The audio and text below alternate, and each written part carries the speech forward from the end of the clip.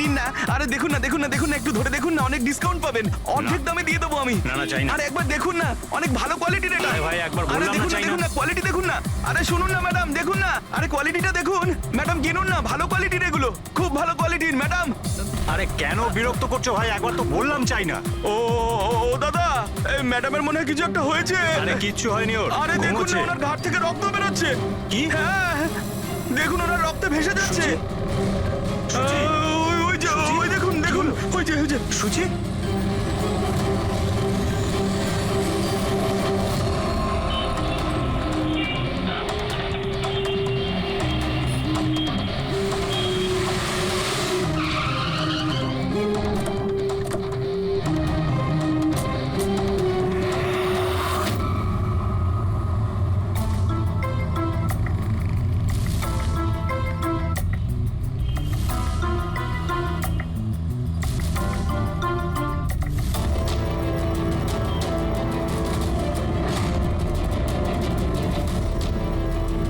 অনেক রক্ত বেরিয়েছে, মনে হচ্ছে গুলি অনেকক্ষণ আগে চলেছে।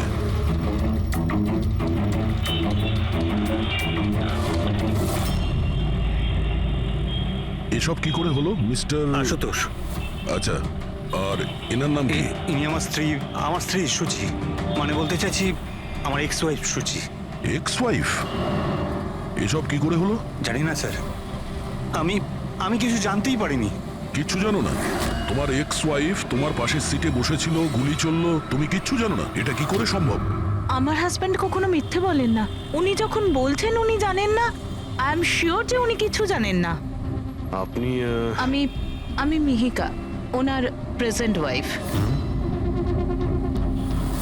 মিস্টার আশুতোষ, যখন সুচির গুলি লাগে আর পিছনের কাঁচটা ভেঙে যায় তখন নিশ্চয়ই শব্দ হয়েছিল, আর আপনি আমাদের বলছেন আপনি কিছুই জানেন না। আসলে গাড়ির মধ্যে খুব জোরে মিউজিক সিস্টেম বাজছিল আর সুচি ঘুমিয়েছিল। আমি কিচ্ছু বুঝতে পারিনি।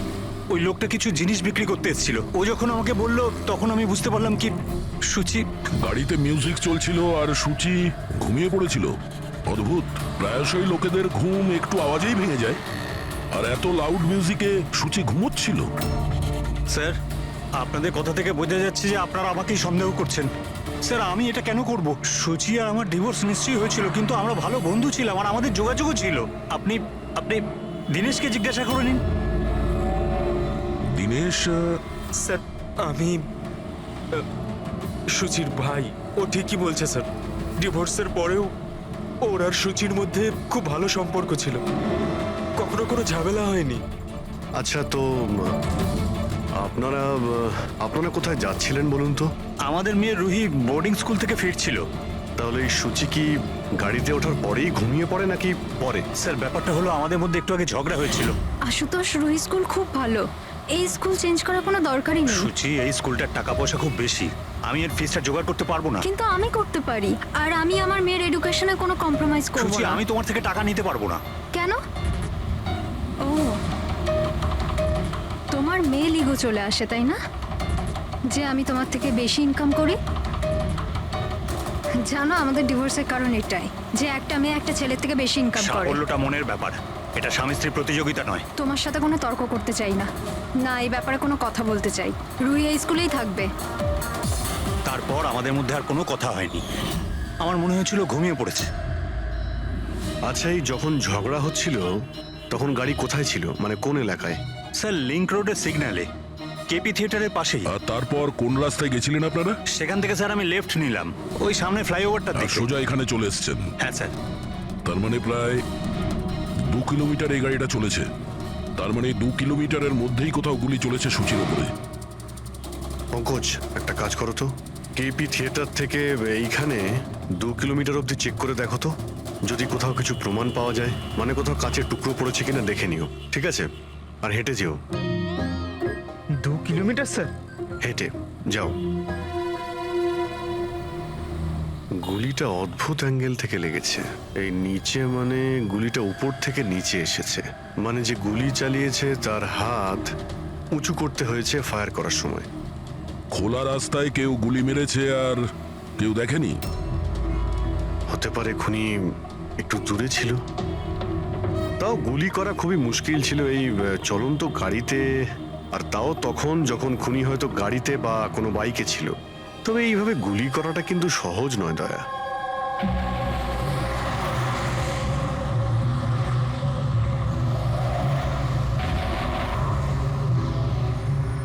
রাস্তায় কোথাও গাড়ি দাঁড় করিয়েছিলে তুমি? সিগন্যালে দাঁড়িয়েছিলাম একবার, ব্যাস, আর কোথাও নয়। যদি সিগন্যালেও কেউ গুলি চালায় কিংবা অন্য কোথা থেকেও যদি গুলি চালায়, তাহলে এম করার সময় তো টাইম লাগবে। তাহলে কেউ গুলি মারতে কাউকে দেখলো না কি করে?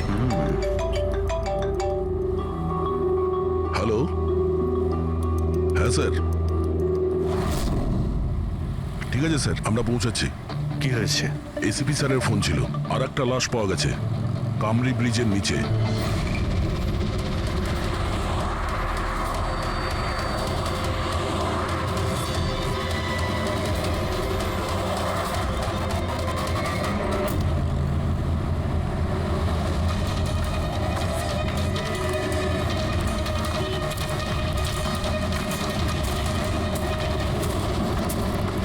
হ্যাঁ দয়া, স্যার, আপনি জানলেন কি করে এই লাশটার কথা? লোকাল পুলিশের কাছে আশেপাশের লোক কমপ্লেন জানিয়েছে। 2 ঘন্টা আগেই লাশ দেখেছে। মাথার পিছনে একটা চোট আছে আর পিঠের পিছনেও একটা গুলির চিহ্ন আছে। স্যার, একটা কথা মাথায় ঢুকছে না, কেউ একে এখানেই মেরেছে নাকি অন্য কোথাও মেরে এখানে নিয়ে এসেছে? দেখতে হবে ফেডরিক। স্যার, রাস্তায় একটা বাইক পাওয়া গেছে। আমার মনে হচ্ছে এই লোকটারই বাইক হবে।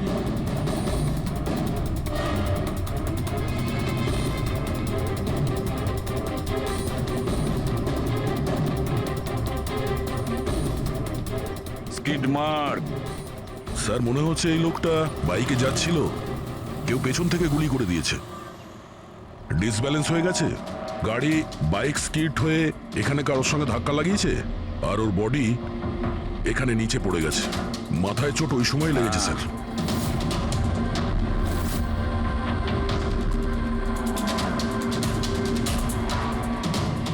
স্যার, কিছুতেই বুঝতে পারছি না এই লোকটা কে। এর কোনো রকম আইডেন্টিফিকেশন নেই। আমি মিসিং পার্সনস ব্যুরোতে জিজ্ঞেস করে দেখবো কি? ফেডরিক, এত তাড়াতাড়ি কেউ মিসিং পার্সনস ব্যুরোতে রিপোর্ট করে না। একটা কাজ করো, আরটিওতে গিয়ে এই বাইকের রেজিস্ট্রেশন চেক করো। ওখানেই সমস্ত ডিটেলস পাওয়া যাবে যে মালিক কে। ওই কেসটার ব্যাপারে কি হলো কিছু জানতে পারলে? না স্যার, খুব অদ্ভুত কেস। বুঝতে পারছি না গুলি কে চালিয়েছে আর কোথা থেকে। পুরো এলাকাটা খুঁজে দেখেছি স্যার, কিন্তু কিচ্ছু পাইনি। ট্রাফিক পুলিশরা কি বলছে? স্যার, ট্রাফিক পুলিশ, ওখানে দোকানদার যারা দাঁড়িয়ে ছিল তাদের সবাইকে জিজ্ঞেস করেছি, কেউ খুনির ব্যাপারে কিচ্ছু জানে না। তাহলে সূচির ওপর গুলি চললো কোথা থেকে? দেখতে হবে। স্যার, আমি বলেছি তো আপনাদের, আমি জানি না সূচির গুলি কখন লাগলো, কিভাবে লাগলো। আশুতোষ, দীনেশ, মিহিকা, সূচির খুব কাছের না তোমরা তিনজন, কি তাই তো? তাহলে এটা বলো, সূচির মৃত্যুতে তোমাদের তিনজনের মধ্যে কার লাভ হতে পারে? তার মানে স্যার? স্যার, আমরা ওকে কেন মারতে যাব? ও স্যার, ও আমার নিজের বোন ছিল স্যার, নিজের বোন। আমি নিজের বোনকে কেন মারতে যাব? কোটি টাকা পাওয়ার জন্য। আবার কি কোটি টাকা পাওয়ার জন্য? এতে আমার কি লাভ হতো স্যার? আমার আর সুচির তো আগেই ডিভোর্স হয়ে গেছে। হতে পারে ডিভোর্সই ওই কারণটা। ডিভোর্সের পরেও আমি আর সুচি অত্যন্ত ভালো বন্ধু ছিলাম, বন্ধুর মতোই মিশতাম আমরা। এটাও তো হতে পারে যে তোমার প্রথমা স্ত্রীর সঙ্গে যে সম্পর্ক ছিল সেটা হয়তো দ্বিতীয় স্ত্রীর পছন্দ ছিল না। স্যার, আপনি এসব কি বলছেন? ওদের মধ্যে ভালো সম্পর্ক ছিল, তাতে আমার কি? ওদের দুজনকে নিয়ে আমার কোনো প্রবলেম ছিল না, আমি ইনসিকিউর নই।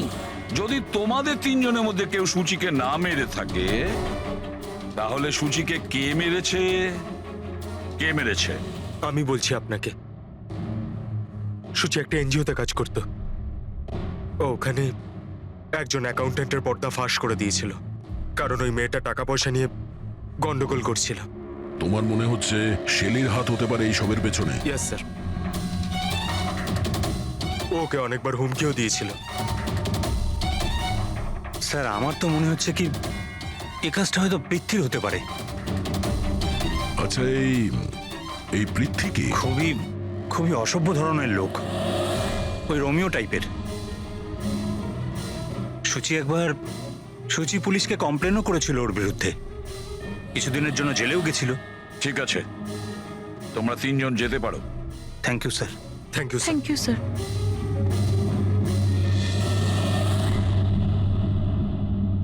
স্যার, তিনজনকেই বিশ্বাস হচ্ছে না। এই তিনজনের ওপর কড়া নজর রাখো। আর দয়া, স্যার শেলি আর পৃথ্বী, ওদের দুজনকে বিউরোতে ডাকো। স্যার, হ্যাঁ, আরটিও থেকে বাইকের মালিকের খবর পেয়ে গেছি। স্যার পৃথ্বী আর শেলির ফোন আনরিচেবল আসছে, তাই আমি ফ্রেডিকে বলেছি ওদের মোবাইল ফোনটা ট্রেস করতে। এ তো আমাদের ডেলিভারি বয় বিবেক। স্যার আমাদের বাইক তো ওই চালাতো। স্যার ওকে কে মেরে দিল? সেটা খোঁজারই চেষ্টা করছি। আচ্ছা, এই বিবেকের কারোর সঙ্গে কোনো শত্রুতা ছিল কি? না স্যার, ও তো খুবই সাদাসিধে ভালো ছেলে ছিল। কবে থেকে কাজ করছিল এখানে? গত 1 মাস ধরে রাজস্থান থেকে এসেছিল, খুব পরিশ্রমী ছিল। স্যার ও তো শহরে কাউকে চিনতও না। এ কোথায় যাচ্ছিল ডেলিভারি করতে? কোথাও নয় স্যার, আজ তো ওর ছুটি ছিল, ওই জন্য আমার বাইক নিয়ে ঘুরতে বেরিয়েছিল। আচ্ছা, ওর বাড়ির অ্যাড্রেস দিতে পারবেন? স্যার ওর বাড়ির অ্যাড্রেস তো নেই, ও এই দোকানেই শুতো। আচ্ছা, জিনিসপত্র কিছু? স্যার এই ওর একটা বাক্স আছে। এটা?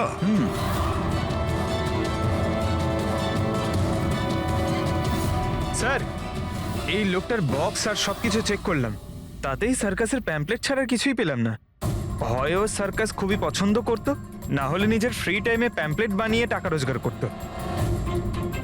এটা এমন একটা মার্ডার যাতে কোনো সাসপেক্টই নেই। আচ্ছা, বিবেকের মতো এই ধরনের গরিব লোকদের মেরে কার কি লাভ হতে পারে? সেটাই তো। আর ওদিকে সূচি, দ্বিতীয় মার্ডার, যারা সন্দেহের তালিকায় অগণিত। তাদের মধ্যে যে কেউ গাড়ির সামনে গিয়ে গুলি করে মারতে পারে সূচিকে। না বস, আই এম সরি বাট আমি তোমার সঙ্গে একমত হতে পারছি না। কোন কথা? সেটা এই যে কেউ একে পাশ থেকে গুলি করেছে। তার মানে? স্যার, তার মানে এটা। আরে এটা তো রাইফেলের গুলি। হ্যাঁ স্যার, আর এই গুলিটা সূচির গলায় এই এদিকে এখানটা আটকে ছিল। গুলি রাইফেল থেকে চললে তো অনেক দূর থেকে চালানো হয়েছে। হ্যাঁ একদম ঠিক, দূর থেকেও আর উঁচু থেকেও, এইসব আমি বলছি। এই দেখো বস, 50 ডিগ্রি অ্যাঙ্গেল থেকে সূচিকে গুলি করা হয়েছে। গুলি এখান থেকে এসেছে, কারের কাঁচের জানলা ভেঙেছে আর গিয়ে এর গলায় লেগেছে। এই গুলি যে অ্যাঙ্গেল থেকে চলেছে ডক্টর, কত দূর থেকে চলেছে এই গুলিটা? এই ধরো 70 ফিট দূর থেকে। তার মানে কোনো উঁচু বিল্ডিং থেকে চালানো হয়েছে। সে তৈরি হয়ে বসেছিল বিল্ডিং এর ওপরে গুলি চালানোর জন্য। একটা কাজ করো, ওই এরিয়ার ম্যাপটা বের করো। গুলি গাড়ির বাঁদিক থেকে এসেছিল, আর বাঁদিকে প্রায় অনেকগুলো এরকম বিল্ডিং আর হাই রাইজ টাওয়ার আছে স্যার। যে জায়গায় ওদের দুজনে ঝগড়া হয়েছিল সেখান থেকে সূচির লাশ যেখানে পাওয়া গেছে, তার মধ্যে প্রায় 15 থেকে 20টা টাওয়ার আছে। এর মধ্যেই কোনো একটা বিল্ডিং থেকে গুলি চালানো হয়েছে।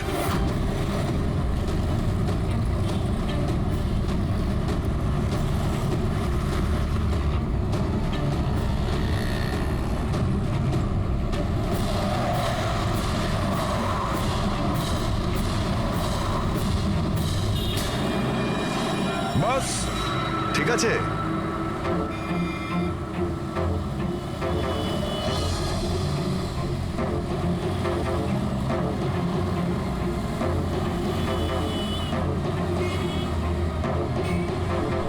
এই অভিজিৎ স্যারের হাতে ওটা কি?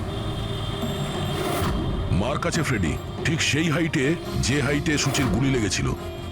আর আমার হাতে এই ডিজিটাল ডিস্টেন্স রিডার আছে। এর থেকে এই লেজার লাইট যদি ওই মার্কেট ঠিক যায়, তাহলে তার মানে গুলি এখানে এই বিল্ডিং থেকেই চালানো হয়েছে। সব মাথার উপর দিয়ে গেল। ঠিক আছে, এটা এখনই করে দেখছি। হ্যাঁ দয়া, আমি তৈরি। ওকে। অভিজিৎ, একটু ডান দিকে এসো, ডান দিকে। হ্যাঁ, ঠিক হালকা আছে। হ্যাঁ একটু বাঁদিকে। ব্যাস ব্যাস ব্যাস। ঠিক আছে। একটু পেছনে, একটু পেছনে। দেখেছো, এই লেজার ঠিক ওই মার্কে হিট করছে না, হিট করছে না ওখানে। গুলি এখান থেকে চালাইনি স্যার। এক্স্যাক্টলি। আরে স্নাইপারের কাছে অত সময় ছিল না নিশানা ঠিক করার জন্য যখন ও সূচিকে গুলি চালিয়েছিল। একটা কাজ করি, অন্য কোনো বিল্ডিং এ যাই। ঠিক আছে, চলো।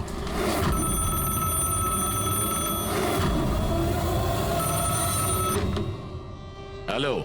হ্যাঁ হ্যালো, আচ্ছা এটা কি ফ্যান্টাসি সার্কাস জয়পুর রাজস্থানের অফিস? হ্যাঁ ঠিকই, বলুন।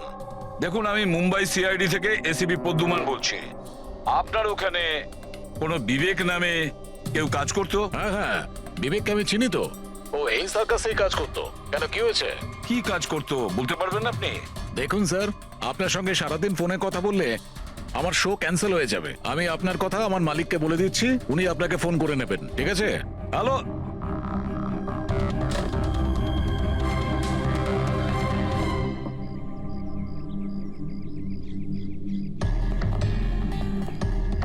অদ্ভুত স্যার, বিল্ডিং এ কোনো গাড়ি দেখলাম না, মনে হয় গুলি এখান থেকেই করা হয়েছিল।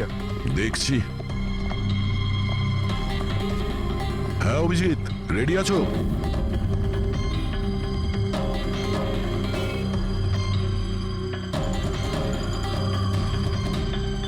না অভিজিৎ, এখান থেকে টার্গেট ঠিকঠাক লাগছে না। একটু ডান দিকে এসো, ডান দিকে আর একটু। হ্যাঁ, পারফেক্ট পারফেক্ট। এখানে লেগে গেছে নিশানা।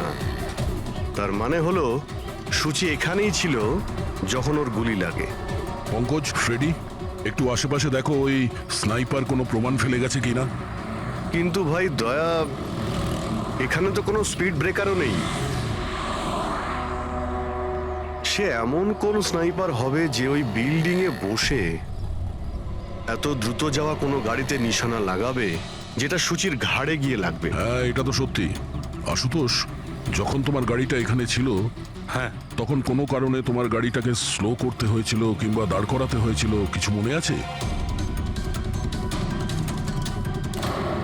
হ্যাঁ স্যার, আমি যখন ড্রাইভ করছিলাম তো গাড়ির সামনে একটা ভিখারি এসে গেছিল আর আমায় ব্রেক করতে হয়েছিল। ভিখারি? হ্যাঁ, কি হলো? এইদিকে কিচ্ছু নেই স্যার। কিছু নেই? ওদিকেও কিছু নেই স্যার। ওই ভিখারি দেখতে কেমন ছিল? স্যার, ওর এক হাতে তো একটা ক্রাচ ধরা ছিল, অন্য হাতে লাল পোটলা, গলায় গামছা আর মাথায় অর্ধেক টাক ছিল। অভিজিৎ, এই ফ্লাইওভারের নিচে অনেক ভিখারি থাকে, ওদের মধ্যে কেউ একজন হবে। হ্যাঁ, আমি শুনলাম আশুতোষ যা বললো ভিখিরির ব্যাপারে। আমি নিচে গিয়ে দেখছি। এই কে তোমরা? কাকে জিজ্ঞেস করে ওপরে এসছো? তুমি এখানকার ওয়াচম্যান? ডিউটিতে কেন ছিলে না? আমার ইচ্ছে। এই তোমরা কি আমাকে ডিউটি শেখাচ্ছ? সিআইডি। সিআইডি? জানো তোমার জন্য এখানে একজন মহিলার খুন হয়ে গেছে? আমার জন্য খুন? কেউ এই ছাদ থেকে একজন মহিলাকে নিচে গুলি মেরেছে, কি জানো ওই ব্যাপারে?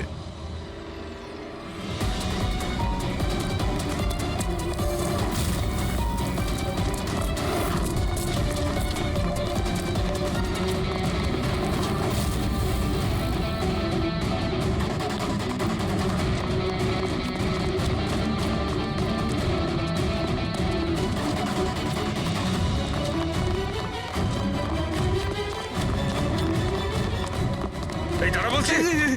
স্যার, স্যার আমি কিছু করিনি স্যার। স্যার আমাকে ছেড়ে দিন স্যার, আমি কিছু করিনি। কিচ্ছু করিসনি, কিচ্ছু করিসনি তুই। চল। আমি ভয় পেয়ে গেছিলাম স্যার। কেন ভয় পেয়েছিলি? কি জানিস এই খুনের ব্যাপারে? স্যার, আমি টাকা নিয়েছিলাম, কিন্তু এটা বলেনি যে ও কাউকে খুন করতে চলেছে স্যার। কে ছিল ওই লোকটা? আগে কোনোদিনও দেখিনি স্যার। ও বলেছিল যে ও বিল্ডিং এর ছাদে গিয়ে ওর গার্লফ্রেন্ডকে প্রপোজ করতে চায়। স্যার, ও 2 ঘন্টার জন্য 15,000 টাকা দিয়েছিল স্যার। আমি তো এত টাকা এক মাসেও কামাইনি স্যার কোনোদিনও। স্যার, ও হেলমেট পরেছিল আর চোখে চশমাও ছিল।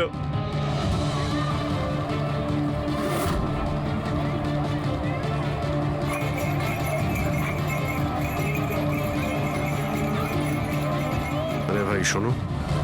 ও দাদা, আচ্ছা এখানে এমন কাউকে তোমরা দেখেছো যে মাথায় লাল গামছা বাঁধে, লাল রঙের একটা বোঁচকা আছে আর লাঠির সাহায্যে হাঁটেও? আরে দাদা শোনো, এমন কাউকে দেখেছো যে মাথায় লাল রঙের গামছা বাঁধে, লাল রঙের একটা বোঁচকাও রাখে আর খুঁড়িয়ে খুঁড়িয়ে হাঁটে? দেখোনি?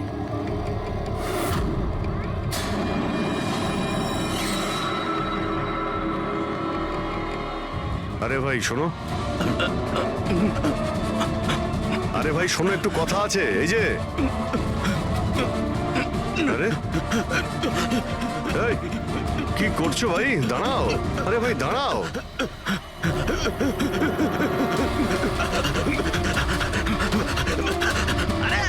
আমি কিছু করিনি, আমার কাছে কোনো টাকা পয়সা নেই, আমি কোনো কিছু চুরি করিনি, আমি একজন ভিখারি। আরে ছেড়ে না আমাকে। ল্যাংড়া সাজার নাটক করছিস? তুই জানিস ল্যাংড়াদের কতটা কষ্ট হয়? আরে কতবার করে বলবো, আমার কাছে কিছু নেই, আমি রাস্তার ভিখারি, আমি সত্যি বলছি। এই, তুই সেদিন ইচ্ছে করে লাল গাড়ির সামনে পড়েছিলি না? কোন লাল গাড়ি? আমি কোনো লাল গাড়ির সাথে আসেনি তো। স্যার এটা কি গুন্ডামি হচ্ছে? আপনি ওকে ছেড়ে দিন, এটা কিন্তু ঠিক হচ্ছে না, আমি বলে দিচ্ছি কিন্তু। এই, সর। আমি সিআইডি থেকে। আরে আমি কোথায় পালাচ্ছিস?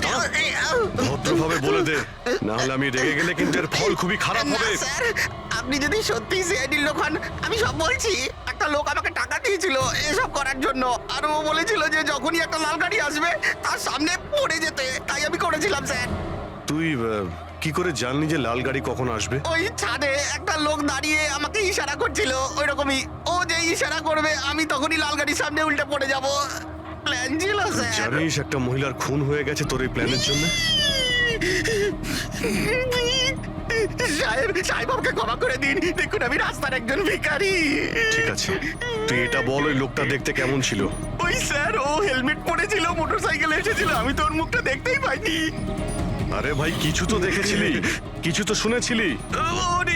ওর একটা ফোন এসেছিল, ফোনে বলছিল যে তাড়াতাড়ি দেখা করতে এসো, আর উত্তরে বললো যে আমি ওখানে পৌঁছচ্ছি। কোথায় কোথায় পৌঁছতে বলছিল, তোর মনে আছে কিছু? হ্যাঁ, মনে পড়েছে, ভান্ডুপ মিল। ভান্ডুপ মিল। ভান্ডুপ মিল। আচ্ছা ঠিক আছে, ঠিক আছে, ফিরে এসো, আমি স্যারকে ইনফর্ম করছি। Okay sir. হ্যাঁ অভিজিৎ ভান্ডব মিল থেকে ফিরে আসছে। ও বলছে যে মিল একদম ফাঁকা পড়ে আছে, কোনো প্রমাণই ওর হাতে পড়েনি। খুনি তো ওখান থেকেই পালিয়ে গেছে, হতে পারে অভিজিৎ পৌঁছানোর আগেই ওখান থেকে ও পালিয়ে গেছে। পঙ্কজ। হ্যাঁ স্যার। পঙ্কজ একটা কাজ করো, যখন সুচির গুলি লেগেছিল ঠিক ওই সময়ে ওই এরিয়াতে কতগুলো মোবাইল অ্যাক্টিভ ছিল খোঁজ নাও। স্নাইপারের ফোন ওদের মধ্যেই কারোর হবে। স্যার। হ্যাঁ হ্যাঁ পঙ্কজ, এটাও দেখো ওর মধ্যে কতজন লোক ভান্ডুপ মিলে গেছিল। স্যার।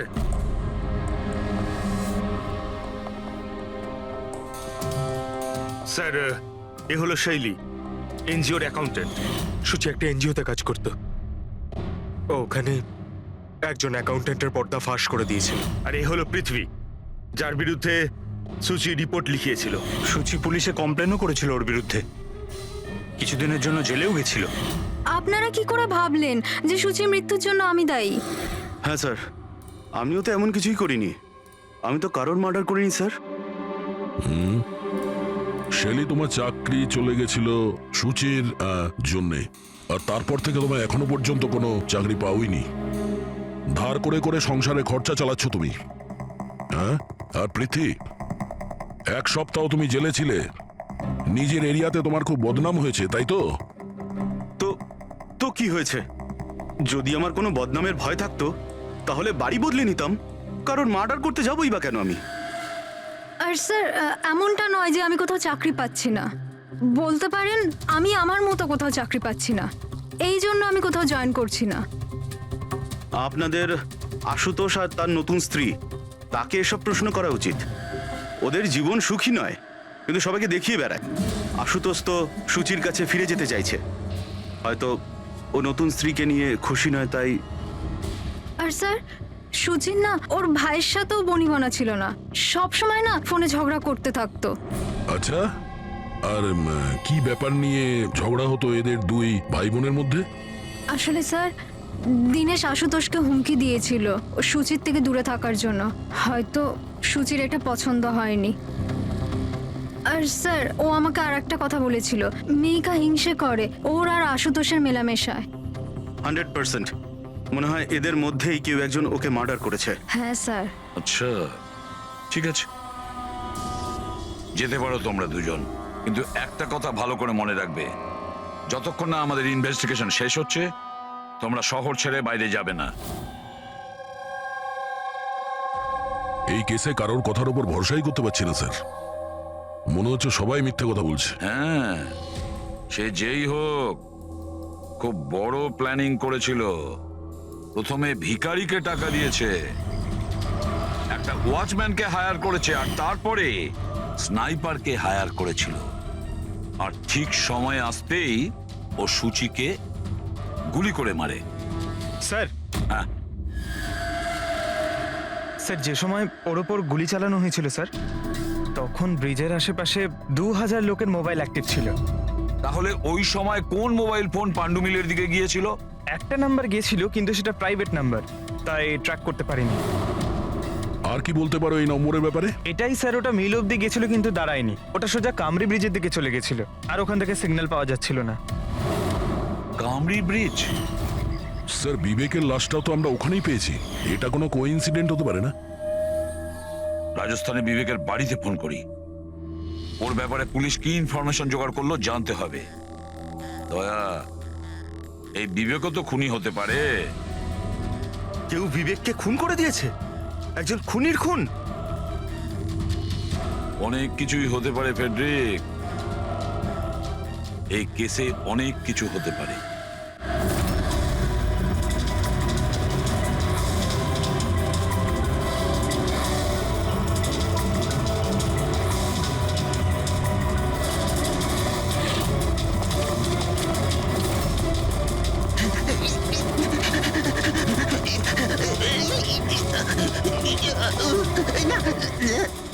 আরে তুই বারবার পালাস কেন? হ্যাঁ, বারবার আপনারা আমার পিছনে পড়ে আছেন কেন? পিছনে তোর পড়ে সঙ্গে আছেন কথা কেন? আছে। আমি কিছু কথা বলতে চাই না। হয়ে গেছে স্যার, আপনারা আমাদের এইভাবে বিরক্ত করতে পারেন কেউ তোমাদের জ্বালাতন করছে না, আমরা নিজেদের কাজ করছি। যাও। কিছু শুনতে চাই না, যান এখান থেকে। আরে একজনের খুন হয়েছে, তোমরা কি বুঝতে পারছো না? হ্যাঁ, তা কি হয়েছে? আমরা কি খুন করেছি নাকি? হ্যাঁ, আমরা গরিব মানুষ, ভিক্ষা করে খাই, তার মানে কি আপনারা আমাদের উপর দোষ দিয়ে দেবেন? হ্যাঁ, দেখুন না।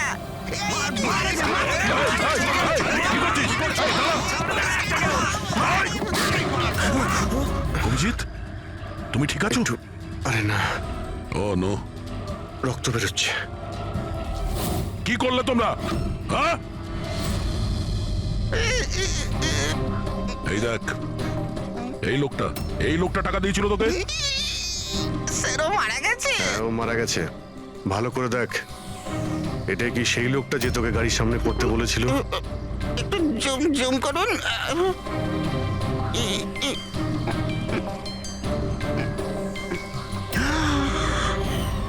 এমন ঘড়ি তো ও পড়েছিল।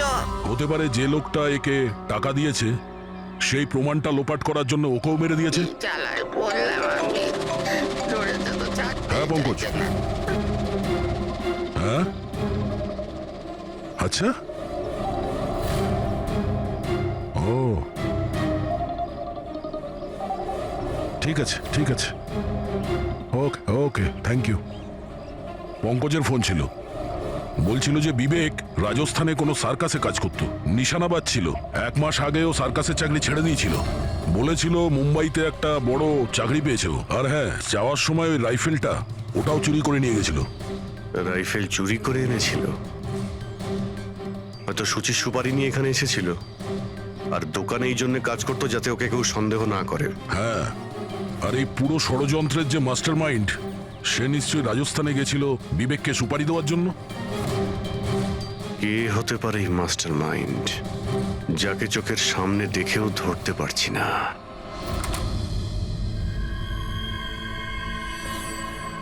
আরে মিস্টার আশু। স্যার, আপনারা এখানে? মিস্টার আশু, ওই লোকটার ব্যাপারে জানতে পেরে গেছি যে সুচিকে গুলি করেছিল। Wow, that's a great news. আপনারা ধরেছেন ওনাকে? বিবেক নাম ওর। আপনারা কোনো বিবেককে চেনেন? না তো। অদ্ভুত ব্যাপার, আপনি কোনো বিবেককে চেনেন না, কিন্তু 15 বার কল করেছেন আপনি আপনার ফোন থেকে বিবেককে। কি বলছেন? আমি যখন বলছি কোনো বিবেককে জানিই না, তাহলে আমি ওকে ফোন কেন করবো স্যার? শুধু এটাই নয়, ওর সঙ্গে দেখা করতে তুমি রাজস্থানেও গিয়েছিলে। সার্কাসে ওর গুলি চালানোর ক্ষমতাটা দেখে তোমার এত পছন্দ হয়েছিল যে সুচিকে মারার কন্ট্রাক্টও দিয়ে দিয়েছিল ওকে। 1 মিনিট স্যার, 1 মিনিট। এটা সত্যি যে একটা বিজনেস ট্রিপের জন্য আমি রাজস্থান গিয়েছিলাম, কিন্তু আমি কোনো সার্কাসে যাইনি স্যার। আর আমি যখন কোনো বিবেককে চিনি না, তো তাকে ফোন কেন করবো? তাহলে কি তোমার এই ফোন রেকর্ড মিথ্যে কথা বলছে? স্যার, এটা হতে পারে কি আমার ফোন থেকে অন্য কেউ ওকে ফোনটা করেছে আমার না থাকার সুযোগে। আচ্ছা, তাহলে কি আপনি আপনার ফোন যে কোনো জায়গাতে ফেলে রাখেন নাকি? না স্যার। হ্যাঁ ডক্টর, আচ্ছা ঠিক আছে ডক্টর। ওকে ডক্টর। ডক্টর সালুখের ফোন ছিল, আমাদের ফরেন্সিক ল্যাবে যেতে বলেছেন আশুতোষকে নিয়ে। বস, মেয়েটা এইখানে বসেছিল এই সিটে, আর এই অংশটা হচ্ছে সিটের পেছনের দিকটা, আর এটা হচ্ছে লিভার যার দ্বারা সিটটা আগে পিছে হয়, আর এই লিভারটাকে জাম করে দেওয়া হয়েছিল। এই দেখো। লিভার জাম করে দিয়েছে? হ্যাঁ তাই তো। বাস এইটুকুই স্যার, সেই জন্য আপনি আমাদেরকে ডেকে আনলেন? পঙ্কজ, তুমি একটু আমার কথাটা শোনো। সূত্র এইটা নয় যে লিভারটা আটকে দেওয়া হয়েছে, সূত্রটা এই যে এটাকে জেনে বুঝে আটকে দেওয়া হয়েছে। কিন্তু স্যার কেউ জেনে বুঝে সিটটাকে খারাপ করবে কেন? এটাও তো আমরাও ভাবছিলাম। আশুতোষ, তোমার এই গাড়ির সিট কবে থেকে এরকম হয়ে আছে, মানে কবে থেকে পেছনে আটকে আছে? স্যার পরশু রাত অবধি তো ঠিক ছিল, কিন্তু কাল সকালে যখন বেরোলাম তখন রিক্লাইন কাজ করছিল না। আমার হাতে ঠিক করার মতো অত সময় ছিল না বলে এমনি বেরিয়ে গেলাম। ডক্টর সালুখে, সিটটা খারাপ হওয়া এই কেসটার সাথে কি সম্পর্ক? সম্পর্ক আছে ফ্রেডি। সম্পর্কটা হচ্ছে এইটা যে খুনি চাইছিল সিটটা পেছনে হেলে থাকে, সূচির পজিশনটা এইরকম থাকবে পেছনের দিকে। স্যার, ও যদি সামনে বসতো বা পেছনে বসতো তাতে খুনির কি এসে যায়? খুনির তো গুলি করারই ছিল। পঙ্কজ, তুমি এক কাজ করো, এখানে তুমি গাড়ির সিটটায় বসো। সারিকা, তুমি সূচির জায়গায় বসো। এবার ধরে নাও আমি সুচি, আমি যখন এই সিটটায় বসেছিলাম তখন আমার মাথাটা এরকম ছিল। বস, সূচির এইভাবে বসার সুবিধাটা খুনি তখনই পাবে যখন ওর এম সূচি নয়, ড্রাইভিং সিটে বসা লোকটি হবে, মানে আশুতোষ হওয়ার কথা। কিন্তু আশুতোষকে কোনো কারণে খুব ব্রেক চাপতে হয়, ব্রেকের কারণে ঝটকা লাগে, আর সেই ঝটকায় সূচি ঝুঁকে যায়। আর বস, আশুতোষকে লাগার পরিবর্তে সূচির গুলি লাগে। স্যার তার মানে আশুতোষ খুনি নয়, কিন্তু কেউ ওর খুন করতে চাইছিল। দয়া,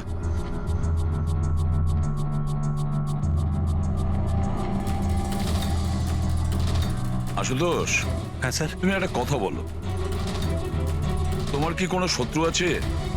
এমন কোনো শত্রু যে তোমাকে প্রাণে মেরে ফেলতে চায়? ভেবে চিনতে বলো, ভাবো। না স্যার, আমার কারোর সাথে কোনো শত্রুতা নেই। না আশুতোষ, কেউ তো নিশ্চয়ই হবে যে তোমাকে প্রাণে মেরে ফেলতে চায়, তোমার সিটের লিভারটা জাম করে দিয়েছে। না স্যার, এটা তো হতেই পারে না, কারণ এই গাড়িটার একটাই মাত্র চাবি, আর সেটা সবসময় আমার কাছেই থাকে। আমি তো কিছুই বুঝতে পারছি না আমি স্যার, যে এসব কি করে হলো। কোনো ব্যাপার নয় আশুতোষ, ও যেই হোক না কেন আমরা খোঁজার চেষ্টা করব যে কে তোমাকে মারার চেষ্টা করছে। ঠিক আছে, চলো যাই, চলে এসো। হ্যাঁ স্যার। স্যার, স্যার আমরা আশুতোষকে ছেড়ে দিলাম কেন? খুনি যদি আবার ওর উপর আক্রমণ করে তাহলে? দেখে যাও তুমি পঙ্কজ, এবার আমরা আশুতোষের প্রতিটা মুভমেন্ট ট্র্যাক করব, সব কথা আমরা শুনতে পাবো। স্যার, সেটা কিভাবে? দয়া যে ট্রান্সমিটার বাগ লাগিয়ে দিয়েছে।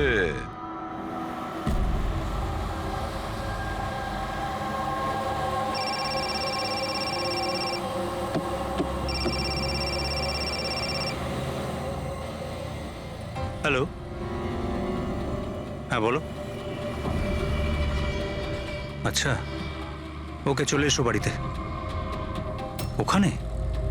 কিন্তু ওই জায়গাটা তো বন্ধ না। ঠিক আছে, আসছি।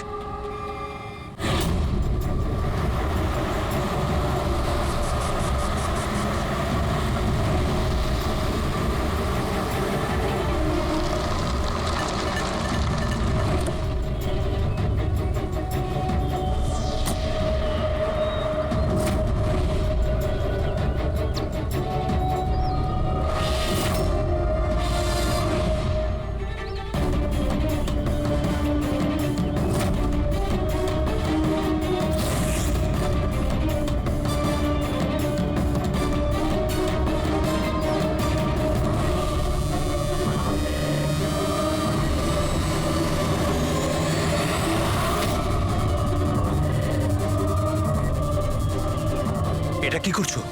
গান? মাই গড, গুলির আওয়াজ পেলাম দয়া।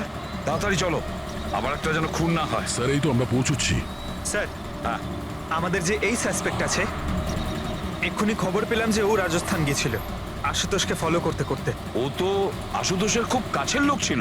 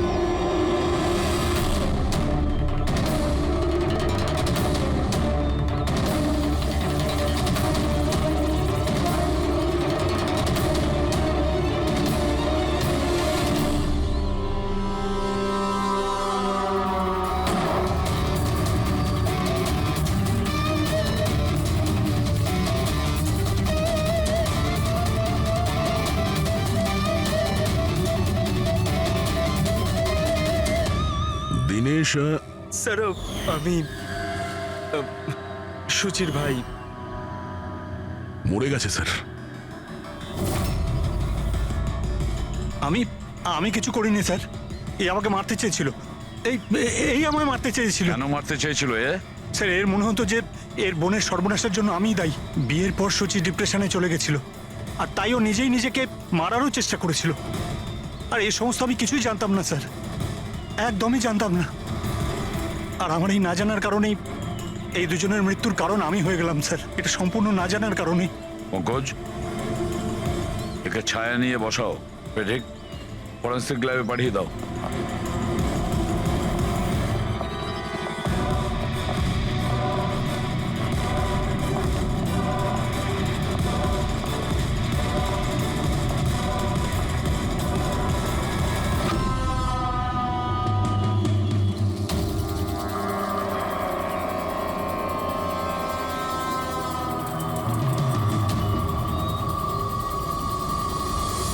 গল্পে একটা নতুন টুইস্ট। আশুতোষ,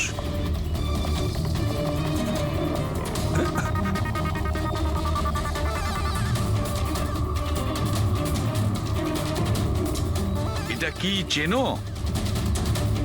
না স্যার, আমি ঠিক জানি না। জানো না? এক্ষুনি জেনে যাবে। পঙ্কজ, চেক করো ওকে। কিন্তু কেন? হাত উঁচু করুন, জানতে পেরে যাবেন আপনি। স্যার, আমি তো কিচ্ছু করিনি, আমি নিরপরাধ। আপনারা কেন আমার তল্লাশি নিচ্ছেন? আমার কথা বিশ্বাস করুন স্যার, আমার কাছে কিছু।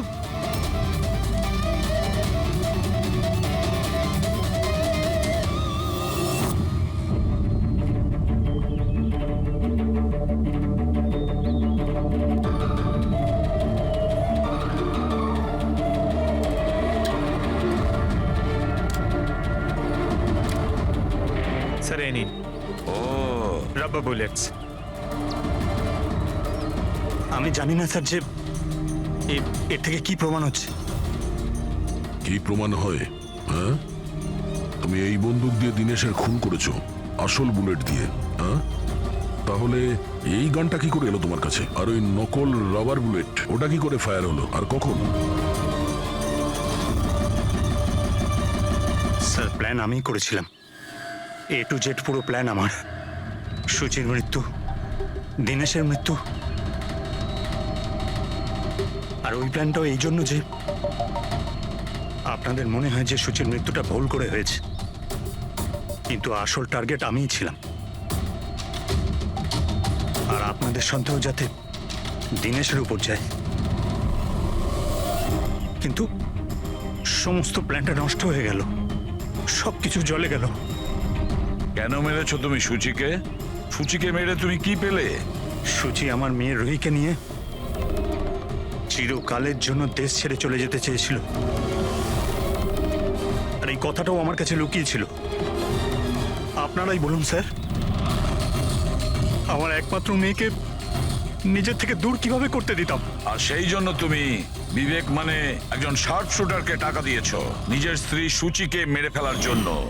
আর যেই ও তোমার কাজ শেষ করেছে ওকেও মেরে দিয়েছো। তুমি দিনেশকে কি এমন কথা বলেছিলে যে ও মারার জন্য তোমাকে এখানে চলে এলো? আমি আমার ওয়াইফকে দিনেশের কাছে পাঠালাম। কি? হ্যাঁ দিনেশ, আমি এক্ষুনি জানতে পারলাম যে আশুতোষই তোমার বোনকে মেরেছে আর ও তোমাকেও মারতে চায়। না না, আমি ওকে ছাড়বো না, মেরেই ফেলবো আমি ওকে। দিনেশ পাগল হয়ে গেছো নাকি? খুন করবে তুমি? ও আমার বোনকে মেরে ফেলেছে, আমি ওকে ছাড়বো না। আমার বোনকে এভাবে মেরে ফেলার আগেও একবারও ভাবলো না। না, যাই হয়ে যাক না কেন আমি ওকে ছাড়বো না, দিনেশ, আমি ওকে কিছুতেই দিনেশ, ছাড়বো না। দাঁড়াও, আমার কথা শোনো। আর সুযোগ পেয়ে ওর বন্দুকটা বদলে দিল। তাহলে দিনেশ তোমার উপর যে গুলিটা চালাচ্ছিল সেটা নকল ছিল? হ্যাঁ, মারপিটের সময় আমি ওই গানটা বদলে দিয়েছিলাম যাতে আপনাদের মনে হয় কি আত্মরক্ষার জন্য আমি দিনেশকে মেরেছিলাম, আর আপনাদের সামনে আমি নিরপরাধ বলে সাব্যস্ত হই। কি রেখে গেলে তোমার ছেলের জন্য? না মা না বাবা। ওই সন্তানকে পাওয়ার জন্য তুমি ওরই মাকে মেরে ফেলেছো। আর এই অপরাধে তুমিও আজীবন জেলের গড়াদের পেছনে থাকবে। বলো আশুতোষ, কি পেলে তুমি নিজের ছেলেকে এইভাবে অনাথ করে? কি পেলে?